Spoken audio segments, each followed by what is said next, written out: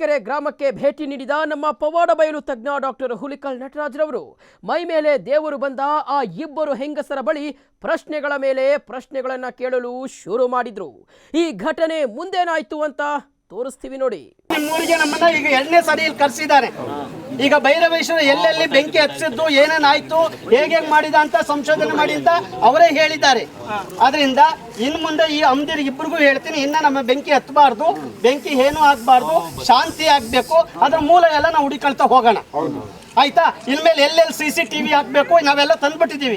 CCTV ಪ್ರತಿಯೊಂದು ಎಲ್ಲದ್ದು ತಂದಿದೀವಿ. ಯಾರ್ಯಾರು ಎಲ್ಲೆಲ್ಲಿ ಏನೇನಾಗುತ್ತೆ, ಮನುಷ್ಯನ ಕೈವಾಡ ಇದ್ರೆ ಖಂಡಿತ ಸಿಗ್ತಾನೆ. ನಾವ್ 2 ದಿವಸ ಎಲ್ಲೇ ಇರ್ತೀವಿ, ಮನುಷ್ಯನ ಕೈವಾಡ ಇದ್ರೆ ಅವ್ನ ಹೆಂಗಾರ ಹೋಗಿರ್ಲಿ, ಕಂಪ್ಲೀಟ್ ಆಗಿ ಎಲ್ಲ ನಮ್ ಪಿನ್ ಡ್ರೈವರ್ ಎಲ್ಲ ತಂದಿದೀವಿ, ವ್ಯವಸ್ಥೆ ಮಾಡೋಣ. ಈಗ ಶಾಂತ ಆಗ್ಬೇಕು, ಊರ್ಗೆ ಅನ್ನೇ ಆಗ್ಬಾರ್ದು. ಈ ಘಟನೆಯ ಹಿಂದಿರೋ ರಹಸ್ಯವನ್ನ ಭೇದಿಸಲು ಹೊರಟ ಹುಲಿಕಲ್ ನಟರಾಜ್ ಅವರು ಆ ಊರಿನ ದೇವಸ್ಥಾನ ಕಟ್ಟುವ ಆಯಾಮ ಸರಿಯಿಲ್ಲ ಅಂತ ಹೇಳಿದ ಜ್ಯೋತಿಷಿಗಳನ್ನ ಮೊದಲಿಗೆ ಆ ಸ್ಥಳಕ್ಕೆ ಬರುವಂತೆ ಫೋನ್ ಮಾಡ್ತಾರೆ. ಆ ಗ್ರಾಮಕ್ಕೆ ಜ್ಯೋತಿಷಿ ಬಂದ ಕೂಡಲೇ ಊರಿನವರು ಹುಲಿಕಲ್ ನಟರಾಜ್ ಮತ್ತು ಆ ಜ್ಯೋತಿಷಿ ಸೇರಿ ಮಾತುಕತೆ ನಡೆಸ್ತಿರುವಾಗಲೇ ಮತ್ತೊಂದು ಬಣವೆಗೆ ಬೆಂಕಿ ಹತ್ತಿಕೊಳ್ಳುತ್ತೆ. ಮಾತುಕತೆ ನಡೆಸ್ತಿದ್ದ ಎಲ್ಲರೂ ಆ ಸ್ಥಳಕ್ಕೆ ಓಡೋಡಿ ಹೋಗ್ತಾರೆ.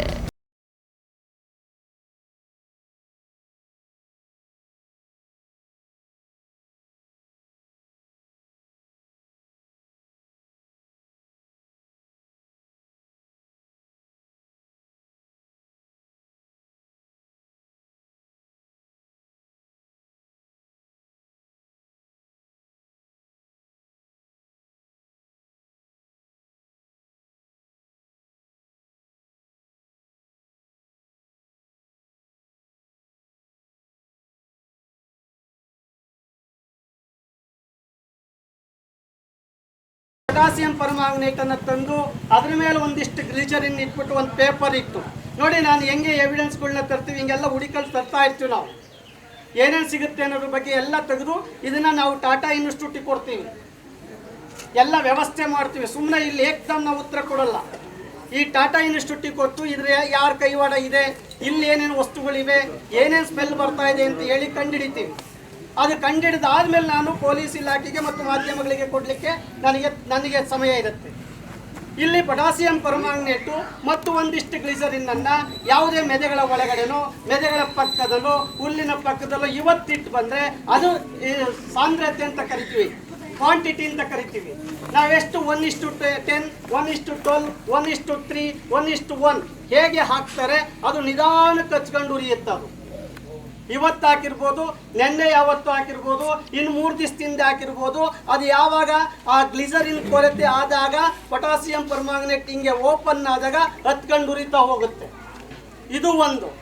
ಎರಡನೇದು, ಇಲ್ಲ ಸರ್ ಇದಕ್ಕಿದ್ದಂಗೆ ತಕ್ಕಂತ ಹತ್ಕೊಂಡು ಉರಿದಿದೆ ಸರ್ ಅನ್ನೋದಾದ್ರೆ ಅಲ್ಲಿ ಸೋಡಿಯಂ ಇದೆ. ಇಲ್ಲಿ ನಡೀತಿರುವ ಘಟನೆಗಳಿಗೆ ಕಾಣದ ಕೈಗಳು ಕೆಲಸ ಮಾಡ್ತಿವೆ.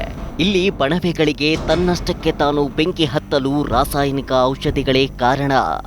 ಈ ಕುರಿತು ಅವರು ಜನರಿಗೆ ಸರಿಯಾಗಿ ವಿವರಿಸಿ ಅರಿವು ಮೂಡಿಸಿದ್ರು. ಅಲ್ಲಿಗೆ ಗ್ರಾಮಸ್ಥರಿಗೆ ಸರಿಯಾಗಿ ಮನವರಿಕೆಯಾಗಲು ಒಂದು ಪವಾಡವನ್ನ ಕೂಡ ಮಾಡಿ ತೋರಿಸಿದ್ರು.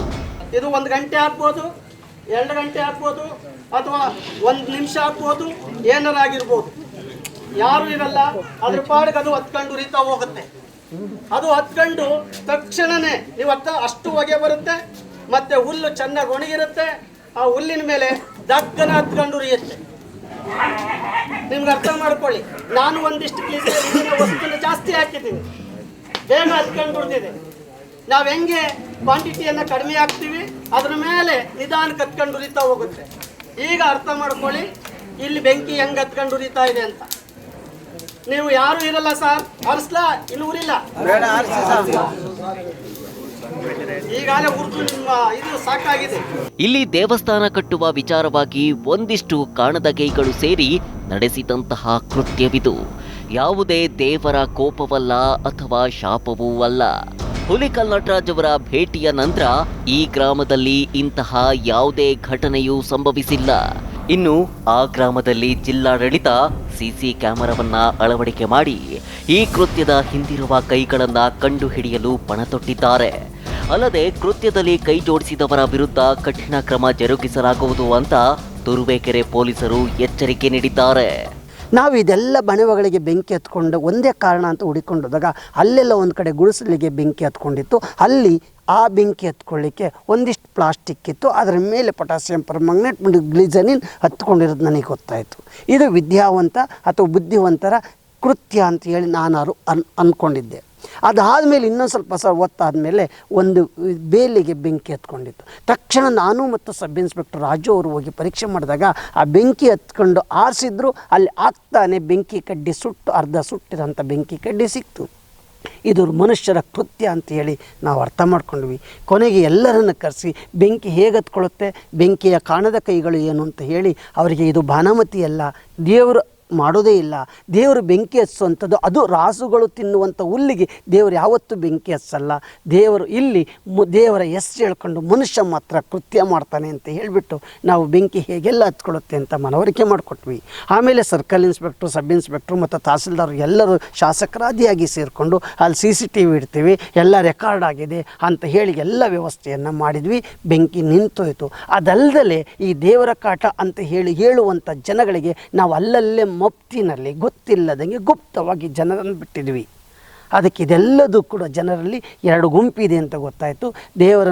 ದೇವಸ್ಥಾನವನ್ನು ಕಟ್ಟುವ ಮತ್ತು ದೇವಸ್ಥಾನ ಕಟ್ಟಲಿಕ್ಕೆ ದುಡ್ಡಿಲ್ಲದಲೇ ಇರುವ ಗುಂಪಿನಲ್ಲೇ ಒಳ ಜಗಳದಲ್ಲೇ ಕಾಣದ ಕೈಗಳು ಇವರಿಬ್ಬರನ್ನು ಎನ್ಕ್ಯಾಶ್ ಮಾಡ್ಕೊಳ್ಳಿಕ್ಕೆ ಬೆಂಕಿ ಹತ್ತಿಸ್ತಾ ಇದ್ರು. ಈಗ ಬೆಂಕಿ ಮೂಲ ನಿಂತಿದೆ. ಇದು ಭಾನುಮತಿಯಲ್ಲ, ಕಾಣದ ಕೈಗಳ ವಿಕೃತ ಮನಸ್ಸಿನ ಕೃತ್ಯ ಅಂಥೇಳಿ ಸಾಬೀತಾಗಿದೆ.